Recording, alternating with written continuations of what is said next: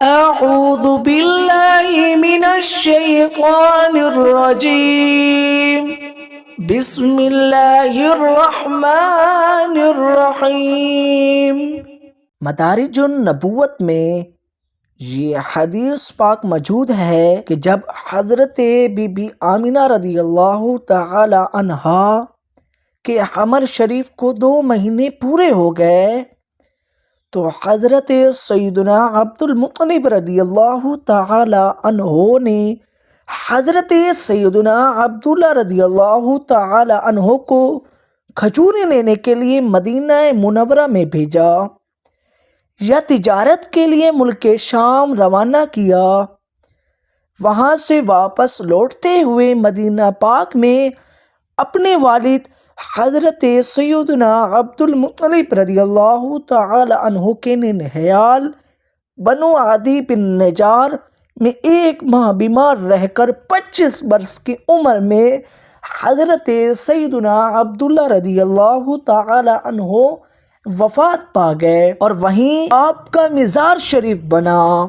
امام ابو القاسم عبد الرحمن سہیلی الرد العنف میں نقل کرتے ہیں کہ ام المؤمنین حضرت بی بی عائشہ صدیقہ رضی اللہ تعالی عنہا روایت کرتی ہیں کہ سرکار مدینہ صلی اللہ تعالی علیہ وآلہ وسلم نے دعا مانگی، یا اللہ میرے ماں باپ کو زندہ کر دے۔ ناظرین کرام، اپنے شوق و ذوق کو جگا کر بات پہ غور کرنا۔ اللہ پاک نے اپنے حبیب، اپنے پیارے نبی کریم صلی اللہ تعالی علیہ وسلم کی دعا کو قبول فرماتے ہوئے دونوں حضرات یعنی والدین کو زندہ کر دیا، اور وہ دونوں اللہ پاک کے آخری نبی صلی اللہ تعالی علیہ وسلم پر ایمان لائے اور پھر اپنے مزارات مبارکہ میں تشریف لے گئے۔ سبحان اللہ و بحمدی۔ دل کو ہے فکر کس طرح مردے جلاتے ہیں حضور، اے میں فدا لگا کر 1 ٹھوکر اسے بتا کے یوں، خبردار اس سے کوئی یہ نہ سمجھے کہ والدین کریمین رضی اللہ تعالی عنہ معاذ اللہ حالت کفر میں فوت ہوئے اور عذاب قبر میں مبتلا تھے، اس لیے نور والے آقا صلی اللہ تعالی علیہ وسلم نے ان کو کلمہ پڑھا کر مسلمان کیا تاکہ عذاب سے نجات پائیں گے۔ ہرگز ایسا نہیں تھا،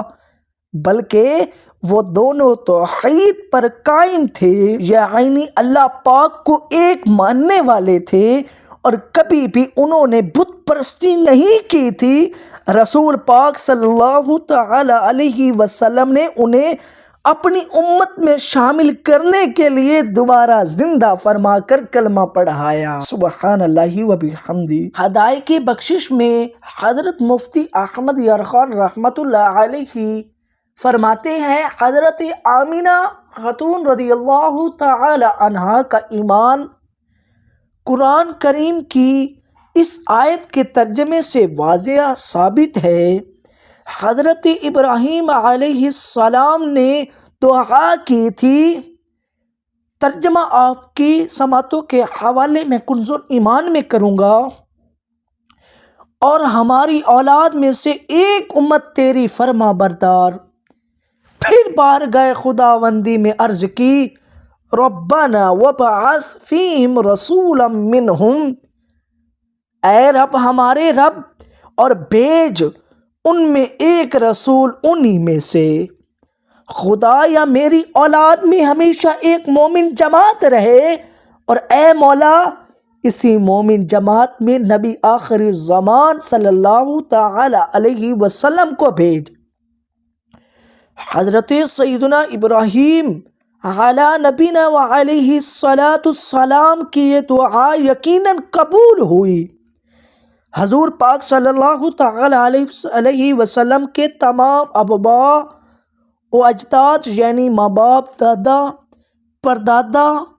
اوپر تک سب کے سب اہل ایمان مومن تھے۔ جنتی مچھلی حضرت علامہ اسماعیل حقی رحمت اللہ علیہ تفسیر الروح البیان میں نقل فرماتے ہیں، حضرت سیدنا یونس علی نبینا و علیہ السلام 3 دن تک یا 7 دن یا 40 دن مچھلی کے پیٹ میں رہے، لہٰذا وہ مچھلی جنت میں جائے گی۔ اے عاشقان رسول، ذرا غور فرمائیے، جس مچھلی کے پیٹ میں اللہ پاک نبی حضرت سیدنا یونس علی نبینا و علیہ السلام چند دن رہے، اس لیے وہ مچھلی جنت میں جائے، اور جس مبارک پیٹ میں حضرت سیدنا یونس علی نبینا و علیہ السلام کے آقا محمد مصطفیٰ صلی اللہ تعالی علیہ وسلم کئی ماہ تک تشریف فرما رہے،